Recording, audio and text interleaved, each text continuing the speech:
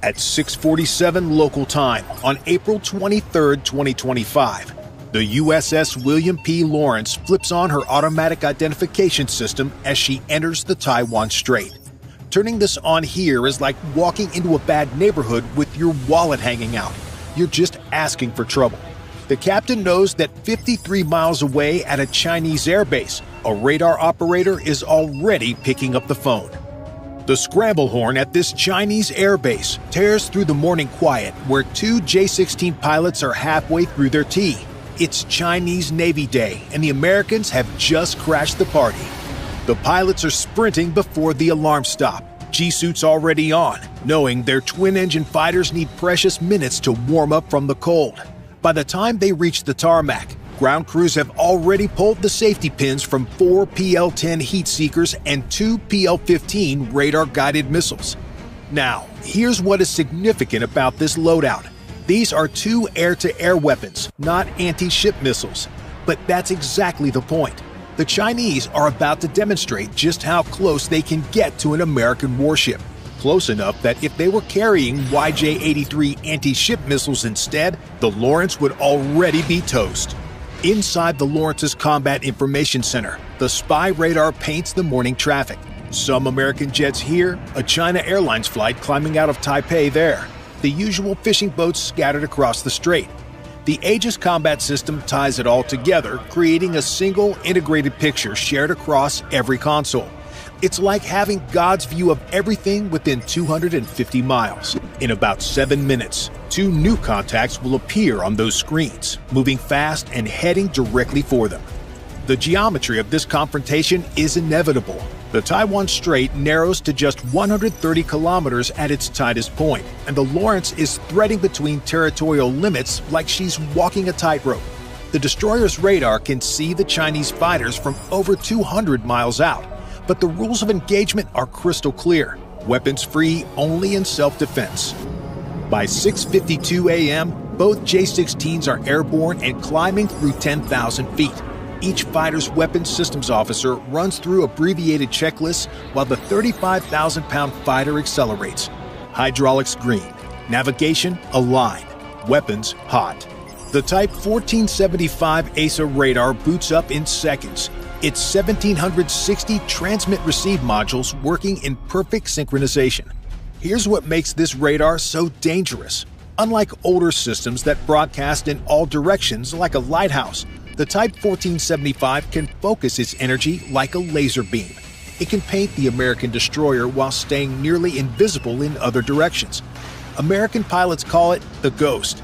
You might not know it's looking at you until missiles are already inbound. And in exactly 23 seconds, the Lawrence's warfare suite is about to detect something that changes everything.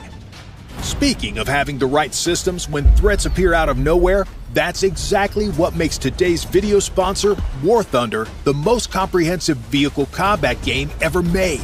War Thunder puts you in command of over 2,500 tanks, planes, helicopters, and ships from 10 major nations, spanning from biplanes of the 1920s to modern fighter jets. Experience the same intense combat scenarios with incredibly detailed vehicles where every component matters, just like real warfare.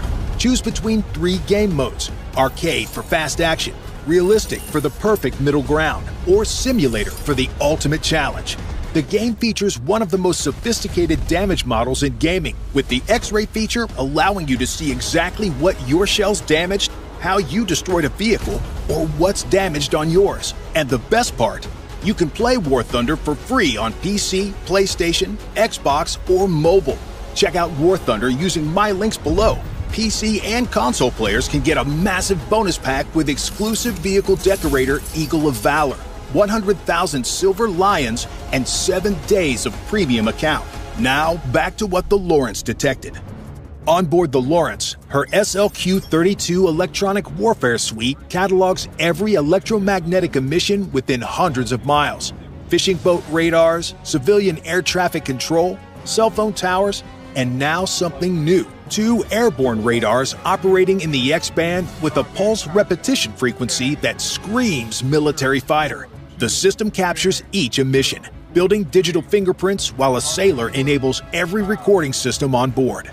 At 7:11 a.m., everything changes. The lead J-16 pilot rolls inverted at 20,000 feet, pulling his nose down at empty ocean where his radar shows an American destroyer should be.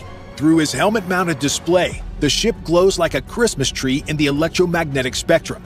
He rolls upright and pushes his nose down harder, trading altitude for speed.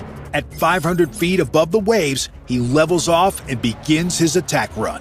What happens next is a masterclass in calculated aggression. The lead J-16 combat computer is running continuous intercept calculations, updating every tenth of a second.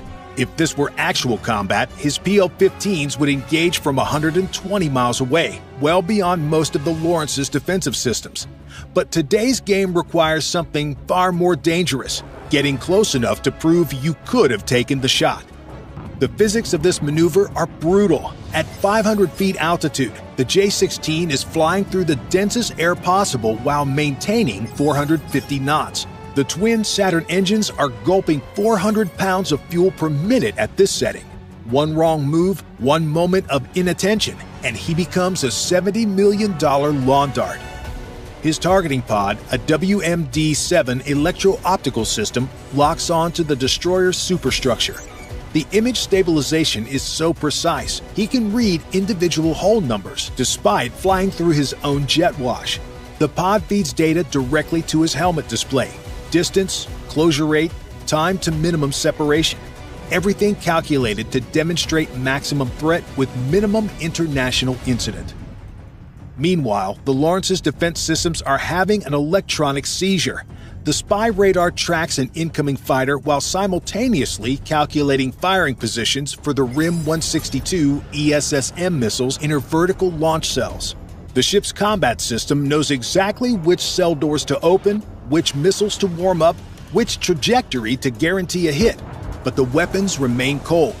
The Chinese pilot knows American doctrine by heart. He studied every public document on Aegis capabilities, memorized the engagement zones of every defense system. He knows that at 3 miles, he's inside the minimum range for SM-2 missiles, but perfect for ESSM.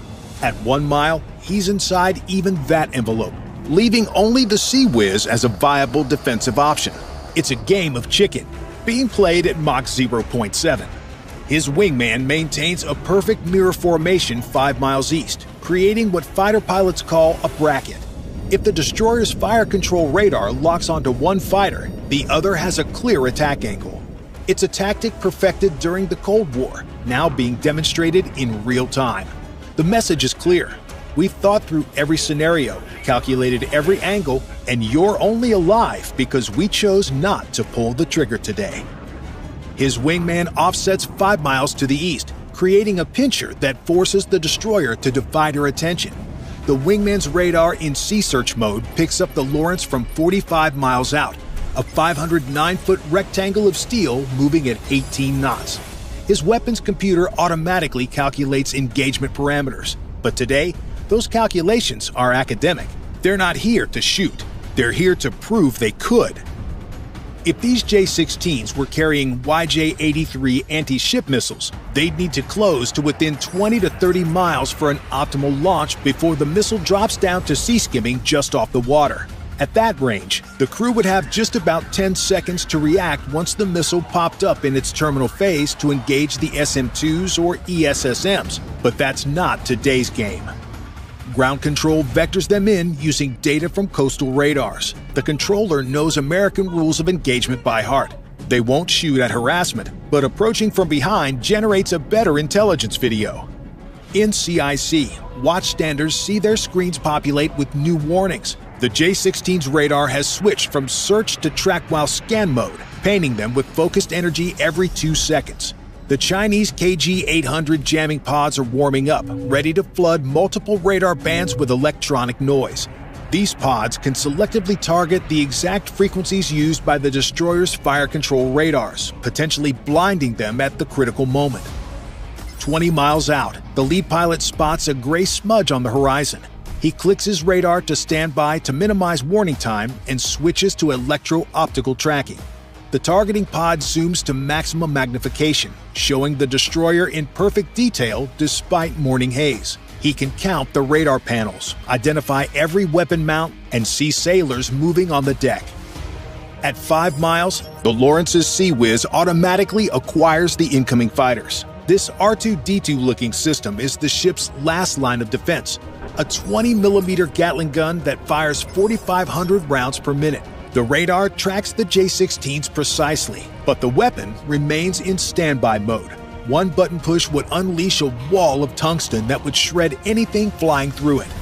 The lead J-16 stabilizes 3 miles behind the destroyer, lined up perfectly with her wake.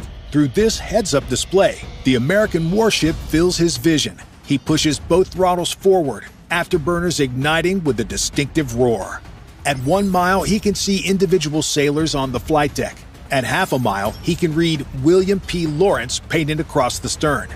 At 1,000 feet, he thunders overhead at 300 feet altitude, offset slightly to starboard for the best camera angle.